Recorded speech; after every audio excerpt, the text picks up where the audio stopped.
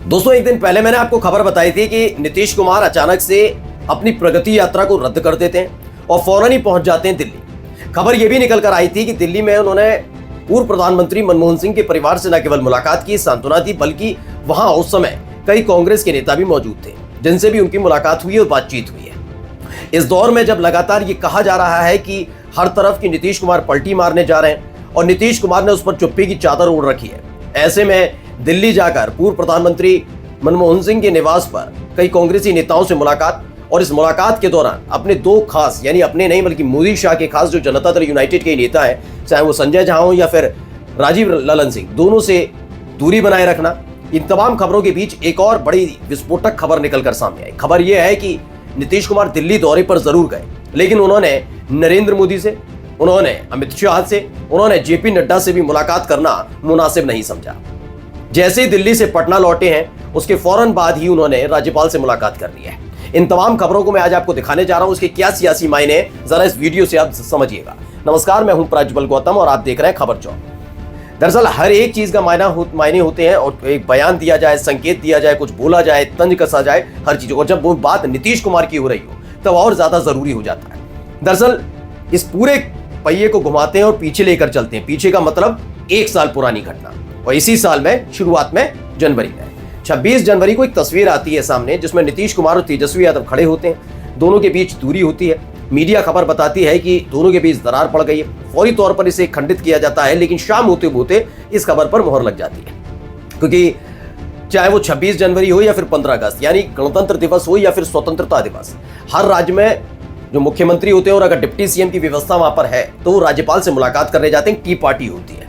तो T party के दौरान नीतीश कुमार अकेले पहुंचे, तेजस्वी यादव को भी पहुंचना था। एक कुर्सी वहां पर रखी हुई थी जिस पर तेजस्वी यादव के नाम की पर्ची थी, लेकिन वो वहां नहीं पहुंचते हैं, और ये दरार इतनी बढ़ जाती है कि अचानक से तेजस्वी यादव यानी आरजेडी सत्ता से बाहर हो जाती है और गठबंधन परिवर्तन हो जाता है, यानी नीतीश कुमार आरजेडी को छोड़कर बीजेपी के साथ सरकार बना लेते हैं और मुख्यमंत्री बने रहते हैं। लेकिन अब इन सब के बीच जब खबरें लगातार चल रही हैं, वैसा ही कुछ सिनेरियो भी देखने को मिल रहा है। हाल ही में मैंने आपको दिखाया था 40 आईएएस अफसरों का और 62 आईपीएस अफसरों का तबादला, डीजीपी को बदलना, तमाम चीजें घटनाक्रम एक घटना, वो भी तब जब नए नवेले राज्यपाल की नियुक्ति की जाती है आरिफ मोहम्मद खान के तौर पर।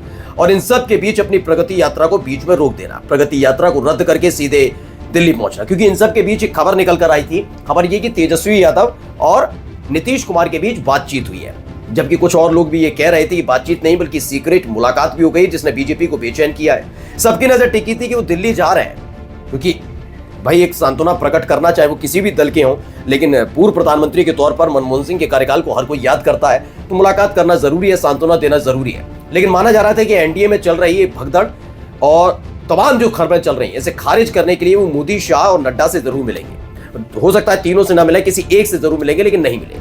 खबर सबसे पहले पढ़िए, यही खबर निकल कर आई, जी न्यूज की इस खबर को पढ़िए। दिल्ली से खाली हाथ लौटे सीएम नीतीश, पीएम मोदी और नड्डा से नहीं हुई मुलाकात। इस खबर में बताया गया है कि मुख्यमंत्री नीतीश कुमार 30 दिसंबर को दिल्ली से पटना लौट आए।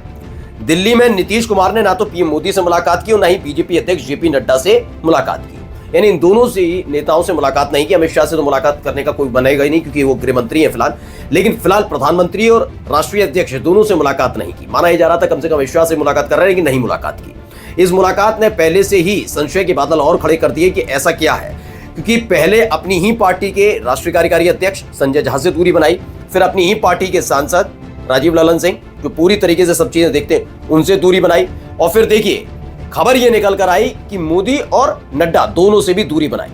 जबकि माना जा रहा था कि ये जो दौरा होने जा रहा है नीतीश कुमार का, ये बहुत महत्वपूर्ण होने जा रहा है। इस मुलाकात के दौरान नीतीश कुमार आगे आकर न केवल मुलाकात करेंगे, बल्कि जब अगर वो मीडिया उनसे मुखातिब होती है तो वो साफ साफ कह देंगे वो कहीं नहीं जा रहे हैं। लेकिन उन्होंने मुलाकात करना ही संभव नहीं समझा, मतलब मुलाकात करना सही नहीं समझा और नहीं मुलाकात करके आए।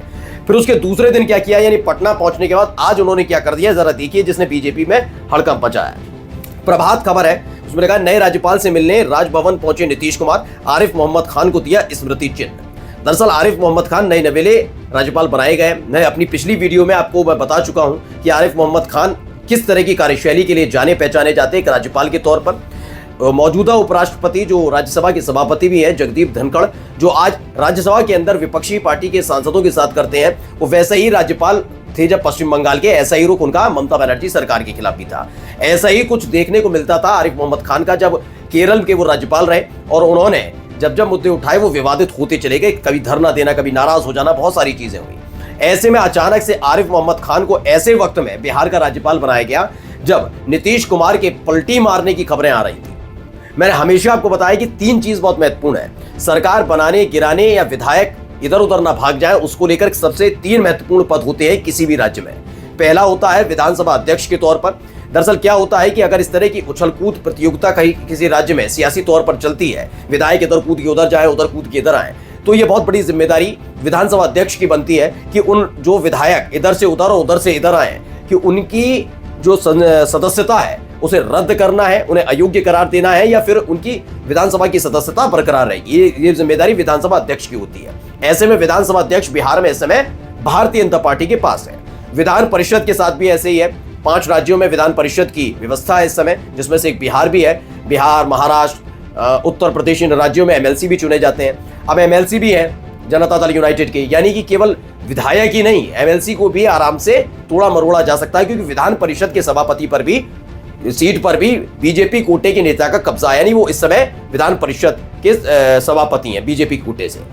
तो विधानसभा और विधान परिषद दोनों के अध्यक्ष पद पर बीजेपी का पूरी तरह से कंट्रोल है। यानी विधायक इधर उधर से जाते हैं तो उन विधायकों के खिलाफ कार्रवाई करना बड़ा आसान हो जाएगा, जो अलग अलग राज्यों में बीजेपी करती रही है। ऐसे में उनको एक ऐसे राज्यपाल की भी जरूरत थी जो अपनी साख है, इन सब चीजों की परवाह ना करे, लेकिन सबसे पहले ये देखे कि सरकार क्या चाहती है, मोदी शाह क्या चाहते हैं। ऐसे में आरिफ मोहम्मद खान को लगाया, उनके पुराने कार्यकलापों को देखते हुए कि केरल में किस तरीके से वो फैसले लेते रहे।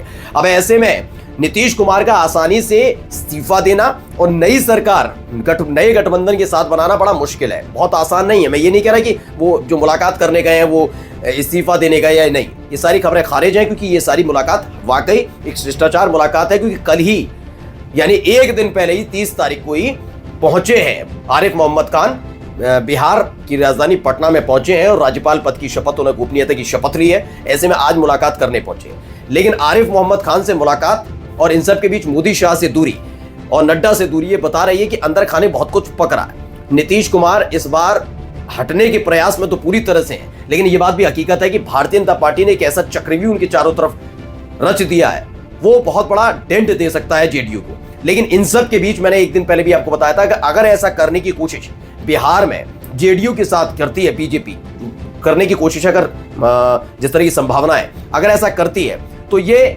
बीजेपी के खिलाफ जा सकता है और जेडीयू के पक्ष में आ सकता है। उसकी वजह मैं आपको बता देता हूं। नीतीश कुमार जानते हैं कि चुनावों में भावनात्मक तौर पर मुद्दे जो होते हैं वो उठते हैं, जिसमें से एक वो मुद्दा उठा सकते हैं कि देखिए बीजेपी के साथ इतने साल तक रहे और जब हमने अपनी हिंदू स्वाभिमान यात्रा और सांप्रदायिक मुद्दों पर, वक्फ बोर्ड संशोधन बिल पर, अम्बेडकर पर दिए गए शाह के बयान पर हमने साथ छोड़ने की कोशिश की तो हमारी पार्टी को तोड़ लिया। इसे सहानुभूति की लहर जेडीयू की तरफ जा सकती है, इसलिए वो सोच समझकर एक एक कदम नीतीश कुमार उठा रहे हैं। नमस्कार।